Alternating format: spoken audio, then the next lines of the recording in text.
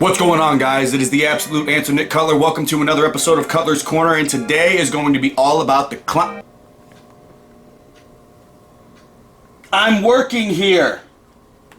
The clown prince of crime, the Joker. Joaquin Phoenix's The Joker movie has broken all kinds of records in the world today. It is officially the highest grossing rated R movie of all time. It was already the biggest grossing movie that was ever released in the month of October. It became the biggest grossing movie that was ever released on not released on a Monday, but the highest grossing amount of movies to ever make money on a frickin' Monday when it was released. Point being, it's kind of a big deal. It's broken all sorts of records, yet the critics are very polarized by the movie. It's split 50-50, and even consumers are saying that it's a very uncomfortable experience. Why is it an uncomfortable experience? Well, for us to understand why Joaquin Phoenix's rendition of the Joker is such an uncomfortable experience, I think we need to examine the character of the Joker in and of himself. So if we look at the theatrical versions of the Joker, if we go all the way back to the 60s, we've got Cesar Romero, who played it in Adam West's 1960 movie, The Batman. Cesar Romero, not very sadistic, more a comedic part. Really, there's nothing threatening about the Adam West version of the Joker. Cesar Romero didn't even shave off his mustache. You can clearly tell that he had one underneath all of his makeup. Now, is he a hard ass? Absolutely. I like Cesar Romero, and for the nostalgia effect, he's actually very good, but you get no backstory from the character. All you know is that he's a sadistic clown. Then we fast forward and we get Jack Nicholson in 1989's Batman movie with Michael Keaton. Now, the backstory with the Joker here is that he's a gangster named Jack Napier who falls into a vat of acid, so it kind of turns him crazy. Kinda hard to sympathize with a character who was previously a gangster, who later you find out was actually the one who killed Batman's parents as a child, so you really feel no sympathy towards this character. Then we fast forward and we go to Heath Ledger's version of the Joker in The Dark Knight. No backstory whatsoever. What you have here is a sadistic clown, an anarchist, who takes pleasure in the pain of others. Michael Caine said it perfectly as Alfred in the movie when he said some people just like watching the world burn. With no backstory and no reason behind who he was why he was the way he was. Again, absolutely no sympathy for the character. Then, I guess we could talk about Jared Leto.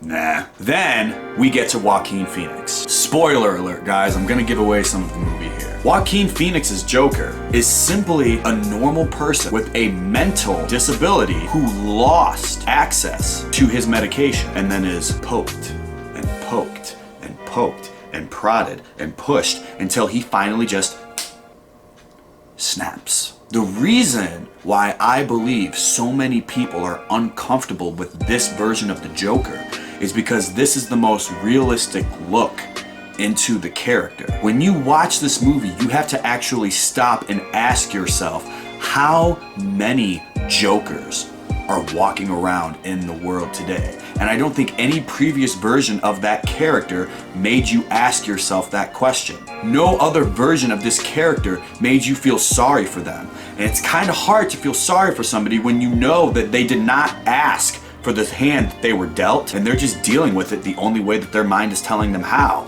Is it deranged? Absolutely. Is it right? No, it's not. But at the same point in time, you can't help but feel for that character. And that is why I believe so many people are uncomfortable with this version of it. But here's the thing. We can't be uncomfortable with reality. Wishing that things were the way that...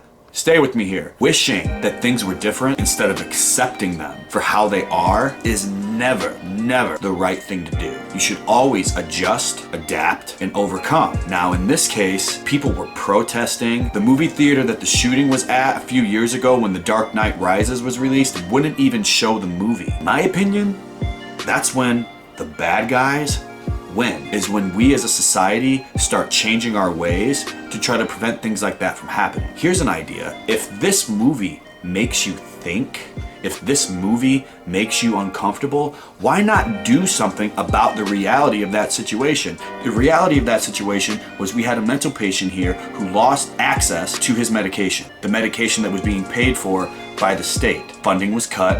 He lost access to not only his therapist, but his medication. So if this movie made you think, if this movie made you feel uncomfortable, if this movie scares you because of the fact that it brings you to the reality that there could be a lot of real life jokers walking around, write to your senator, write to your congressman, do something to try to make a change. If you think that we need better mental health care, if you think that people need better access to mental health care, then try becoming part of that fight. Because just protesting about a movie isn't going to change anything, but actually throwing your name out there and trying to make a difference and make things better for these people will. Now, to end it, don't fight with me, but in my opinion, Jack Nicholson is still the best version of the Joker, and you're not going to change my mind. Thanks for watching, guys. Make sure you like and subscribe and share the video. Follow me on all forms of social media, facebook.com/nick.cutler.50, Twitter at Cutler Coalition, Instagram Cutler Coalition 88, Snapchat and CUTLER 8869. All my merchandise at prowrestlingtees.com/Cutler Coalition. Hit me up in the direct messages for any of your personal training needs that can take place right here in Crown Point, Indiana, or anywhere with online coaching. Thank you for watching. Stay Cutler strong.